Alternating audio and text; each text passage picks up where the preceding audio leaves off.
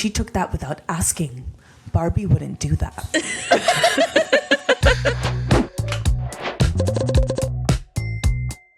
Well, here we are again at Read the Room podcast. Welcome, girls. Yellow. Hello. Hello. Anyway. Big summer blowout. So, what's happening? I wish y'all could see their faces. Well, I'm about to get my big break. Yes. Huge break. As maybe y'all know by now, I work at the Malibu Barbie Cafe. It is a Hi, pop-up. Barbie. Hi, Barbie. It is a pop-up, and they're trying to promote it, and I get into work yesterday. There's a news crew there. The dogs in the background. Yeah, My this God. podcast isn't just the three of us. There's also 4 dogs involved. Yes. And if Madison is at her own place, 2 cats. Yeah, exactly. So So I get into work. There's a news crew there. And we're like, oh, that's interesting. Like, okay, cool. Our manager person looks at us and she's like, who wants to do the interview? And then her eyes bore into me. She goes, who wants to do the interview? And I was like, she goes, you want to do it? Everyone was like avoiding eye contact. And so I was like, I guess, like, do you want me to? And she was like, yes. So I get all mic'd up in my pink shirt. They mic me up. There's a light. do they do the No, they were just like the countdown? He was like, we'll just start whatever. It wasn't live, so they didn't need to do that. I see. Okay. Because I was getting ready to go, and I was like, was this live? And he was like, oh, no. Thank God. We don't trust you to do this live. Thank God. So hopefully I did a good job. Everyone was telling me things to say. Like, you need to mention this, you need to mention that. I hope I got it all in. But all of my coworkers were like looking at me, and I said, y'all need to leave because they were making me laugh. Like, anytime someone walked by, it was just like really silly. So I started out, he was like, we're here at the Malibu Barbie Cafe. We're here with Jacquelyn, Chris. Like, they put my name down. Like, I think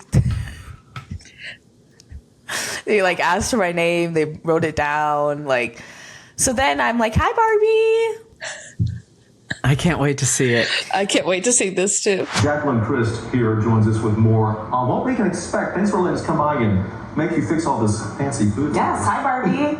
Exactly. And so then I get off and everyone's like, great job. You did a great job. And I'm like, okay, thank you. Like, I hope I did okay. Like, everyone's there watching. And it was just like awkward because like he was trying food and he was like, you don't have to look at the camera. Like, you can look at me like we're just having a conversation. And he was like biting into a cupcake. And I'm like, I don't want to watch you like bite into a cupcake. Of course, I gotta try cupcakes. Oh, Like you yeah. said, these people come together to provide the food for you guys. Yes, absolutely. Yeah, local businesses, Bean pink, hummus. and it has edible flowers on top. Very yummy. Oh, man.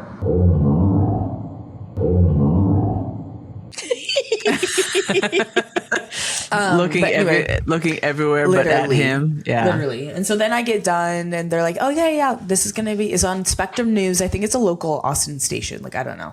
Yeah. And the guy was like, yeah, it's going to be airing Sunday every hour. Every hour. You're going to make so many people mad They're going to hate when me. they're watching it. Like we've seen this 5 million like, how many times we... It's And I like was the like, commercials. every hour. They're gonna see you in person are like, get her. Literally. Hi, Barbie. You did great. Yeah, no, I know you did great, but that's I was like, if I had or it's like every hour or every other hour. Still Yeah. still a lot. insane.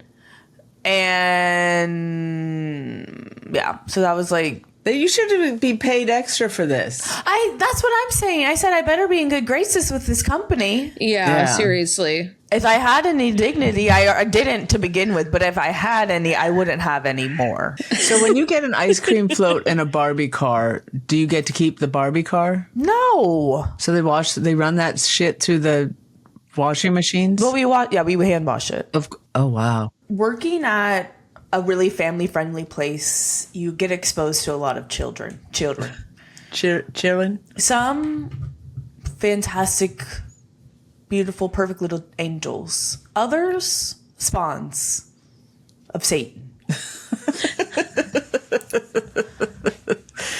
I don't know if spawn is the plural of spawns, or spawn plural and singular. Anyway, we'll reflect on that later. They come straight from hell, either way. And I'm like, okay, whoa, these kids don't know how to act at a restaurant. Because ultimately we're at a restaurant, okay? And we get some kids that I'm like, hello? Where the kids are running around. They're like 3-year-olds running around without a parent. Whatever. It's like, we're not here to babysit your kids. Like, yeah, I get it. It's a family friendly environment, but like, you still need to have and also like, we're right off the highway. Right. So, and we see a lot of kids like trying to go out the door. I'm like, if they step into the street, they're getting hit. Yeah. So we had like a huge group of like 20 people. And there's a couple moms and like 15 kids, like so many kids. And they were just bouncing off the walls. And look, like, I get it. If you have like a ton of kids and you want to go and you take them to a place like this where there's alcohol, like, I would be wanting to indulge in that as well and just take a load off. But unfortunately, you cannot, because you're still in public. Okay. And so these girls were just like, these little girls, cute, so cute, all dressed in Barbie, but they did not know how to act. And they were coming up to me while I was like serving another table and being like, can I have more Coke? Excuse me. Can I? And how old were they? Like 6 or 7. Okay. Far too old to be acting like that. Yeah, I would agree with you. If you've been in kindergarten, you cannot be acting like that. They shouldn't be up from the table. No. With their parents, yeah. So they were sitting close to the bar, and one of the little girls came up behind the bar and stole some watermelon that we use as a garnish for one of our alcoholic drinks. Oh my God. And so I go back there and I was like, okay, like, get behind the bar. And then another little girl comes up to me and she goes, can I have some watermelon? And I said, I'm sorry, we cannot have watermelon. She goes, well, she has watermelon. I said, she took that without asking. Barbie wouldn't do that. So good. And she was like, well, can I have some? Like, she didn't care at all. You know, like, I hate to sound like one of these people as I'm getting older, but I'm like, the kids today, I hear these stories about how they act and behave in public spaces. And I'm like, we're cooked. There's always going to be misbehaved kids, but Of course. But when you pull the Barbie card on them and they don't even flinch, there's no fear there. There's I no don't know what concern to do. for repercussions, because I swear, like, whenever I was that age, like, that type of interaction would haunt me to this day. I would still think about it, being embarrassed. You know what I mean? Like, Well, it's just as like a little kid, like, I don't know. Yeah, like anyone with authority, I was just so afraid of as a child. Yes. So I don't know. I'm like, can we get into a middle ground where you can order your food but still be polite? Yeah. Like, you don't have to look to your parents and be like, Yeah. and then your parents order for you. Like, Yeah. I like to think, you guys were not perfectly behaved, thank goodness, because that's a whole nother other issue. But you would not be up running around the restaurant without a parent with you. When I was growing up, we were not allowed to speak to the server. Maybe we need to bring that back. Yeah. But I mean, but I think there's, our parent, as a parent, it's our job to teach you how to interact with someone who is serving you in a respectful way and polite way. And then I see these cute girls. One of them only speaks English. The other one only speaks Spanish, and they're with their moms and they become best friends. Yeah. So sweet. So sharing their cupcakes, sharing their little, like all these little, it was just so precious. And they're able to order just fine with me. Like, what would you like, Barbie? Because I always ask the Barbies. Yeah. Okay, Barbie, what would you like? And if they're like, but most of the time the parents are like, tell Barbie what you want. Mm-hmm. Everyone's Barbie at the Malibu Barbie Cafe. Barbie. I would imagine that the percentage of children who are misbehaved is probably the same as the percentage of adults who are misbehaved in restaurants. Honestly, because there's adults also that are rude as AF and just I'll never understand it. I don't understand anybody that's like rude to servers, like doesn't care that like there's other patrons in a restaurant or whatever. Yeah. I see it and it like makes me cringe. She took that without asking. Barbie wouldn't do that. Yeah. Yeah, you get to play like the Barbie card, like the Santa Claus card. Yeah. That's pretty cool. R.I.P. Barbie car. Oh, yeah. Our Barbie car that we had as a kid. When Dad would like hotwire it so it'd go faster. Yeah, we had a Barbie car. It was like kind of like a Jeep looking. Yeah, it was a Jeep. Yeah. Back in the day. And Matt and I would be zooming around on that thing. Love that thing. Decorating it for the 4th of July parade. Yep. Yes. That was a birthday present, I think. We were still in the old house. So you were like 4, maybe? I don't know. You were pretty young. I had to be older than that because Jacquelyn would ride in it with me. I feel like I got it when Jacquelyn. Yeah, you may be kindergarten or something. Yeah. But I do remember this actually. And I was like, I made a huge mistake. Yes. And it was because Dad asked, he was like, all right, for your like birthday, you can either get the Barbie car or a tree house. And I said, Barbie car. And then I go, no, wait, treehouse. Dad's like, nope, you already said Barbie car. That's the one you're getting. I was like, no. Well, good thing you did because we moved shortly after. That house. So it did work out. Dad's like, oh, less work for me. Yeah, he was like, you already said the Barbie car. Yeah, he found that because Madison's birthday is in January. So it's sometimes like the hot items are hard to find for her birthday. Mm-hmm. And he found that on the road somewhere, like when he was traveling like in Arkansas at a Walmart or something. But the reason I said R.I.P. Barbie car, because that Barbie car moved with us to our new house where we moved here when Jacquelyn was like 2. It was 2, a little over, almost 3, 2.5. And it was spring break and Chris and the kids were over, good friends were over, and we were playing, and the kids were playing with the Barbie car, and then we decided to go somewhere and we left it in the street somehow, and it was gone when we got back. I don't think we even left somewhere. I think we just like left it in the street for like maybe 20 minutes and we came in to do something. Yeah. And then we were like, oh, we need to go get the car and bring it back. Yeah. And it was gone. Yeah. Cause we were on a cul-de-sac. So not in the down, but anyway, at the end of a cul-de-sac, but heartbreaking. It was so sad. And you guys were kind of big for it. You were kind of pretty much outgrowing it by that time. I was for sure. Jacquelyn probably not, but I definitely most certainly was. My knees were like up to my shoulders sitting in that thing.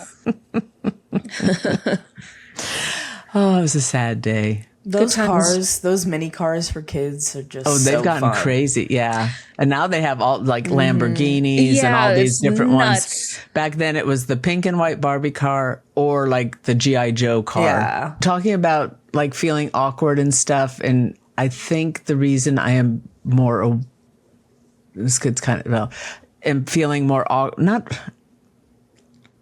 recognizing my awkwardness is because I'm no longer like afraid of feeling any kind of way. It's like just getting used to acknowledging how I'm feeling has gotten so much more mainstream for me. So much more common for me that it's like, oh, okay, I'm awkward, no big deal. But it's just allowing that awareness to come through has been interesting, if that makes sense. No, it does. It does. Well, yeah, because it's like you're leaning into just feeling the feeling and not necessarily reacting to the feeling. It's just like there. Yeah. Like it's like, oh, okay, that's how it is right now. Yeah, I don't need to correct my behavior because I feel this way. Yeah. I know. I found myself after doing the interview last night just like trying to pick it apart. Mm-hmm. Like, it doesn't matter. Yeah. There's nothing I can do about it. I do that all the time. Yeah. But what else is happening? So Madison and I had a show together, which was fun. Girls' night out. Oh, yes. How was it? It was really fun. It was a good lineup, I would say. The other comics that went were all really good, and it was a good crowd. Yeah, we had a decent crowd. Decent, not a huge crowd, but they were fun and like in it with us, which is always good. So yeah, and Liz, the producer, was saying, because I guess May is such a busy month for people that it's hard to.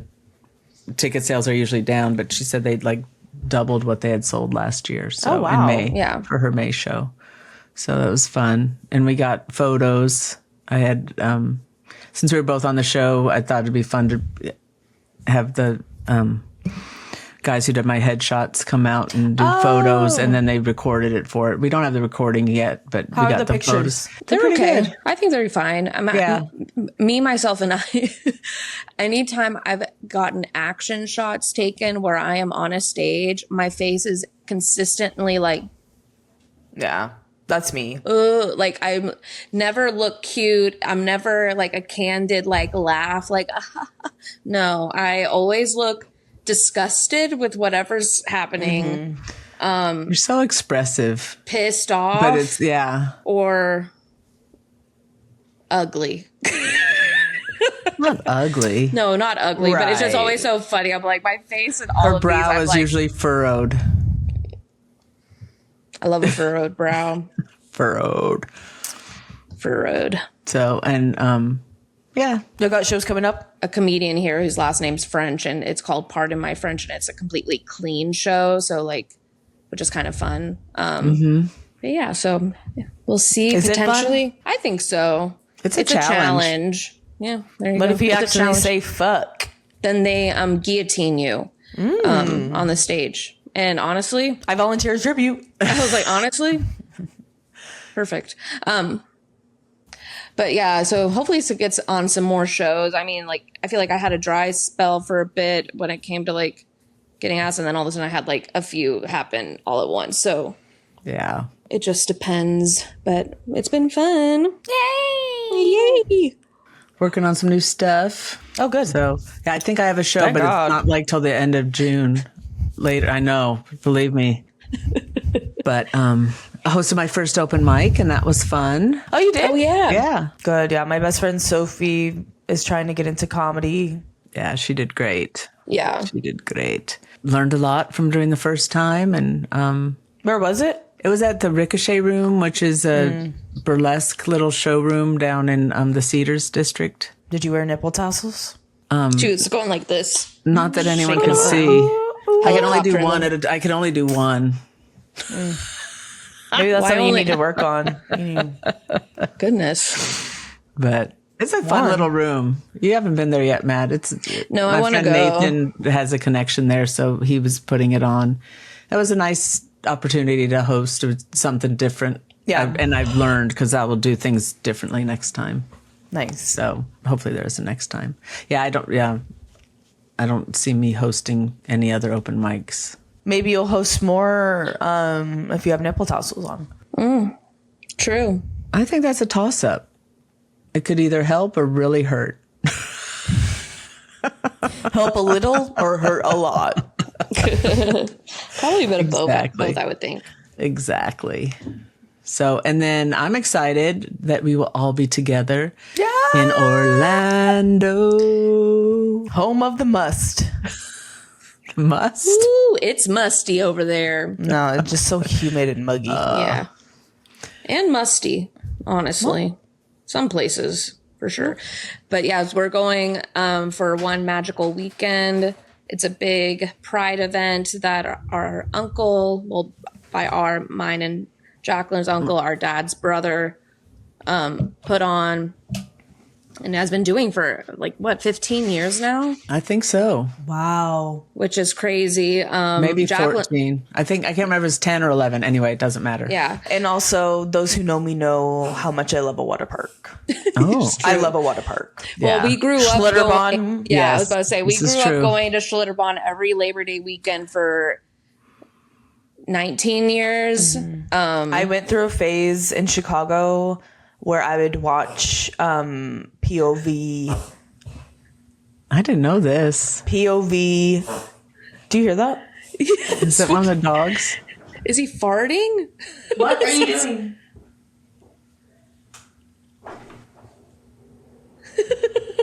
Okay.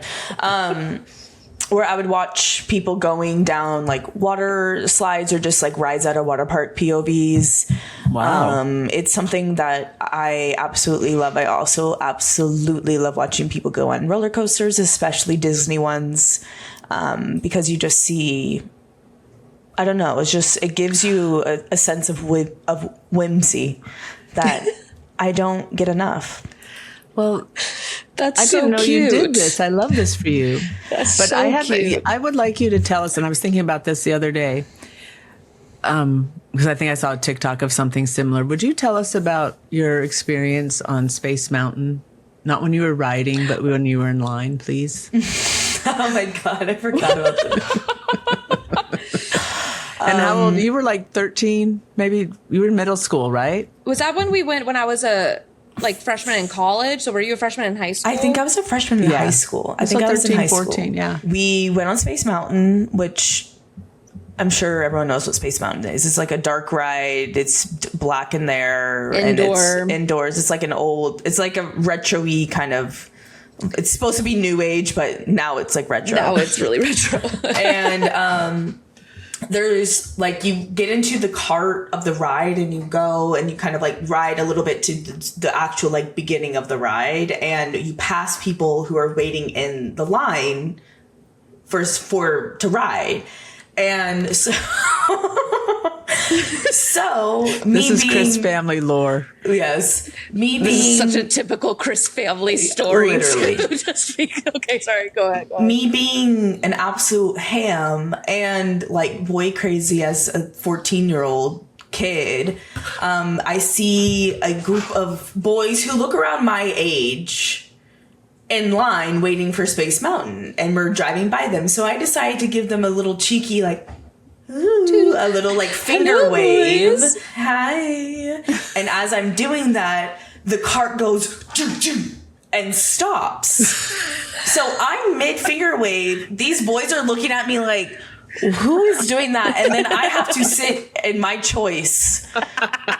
And like wait for us to keep going. But I'm just stopped and I'm like, oh, thought this would be a quick thing. Now it's a whole ordeal.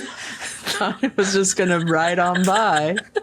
It's so typical Chris I was family. like, right. Just trying to be like, I'm going to be so funny. But then it turns into like, oh, that was actually really humiliating. Right. I was like, oh, that's so funny. I forget about that story. God. Like, hi, boys. I was like,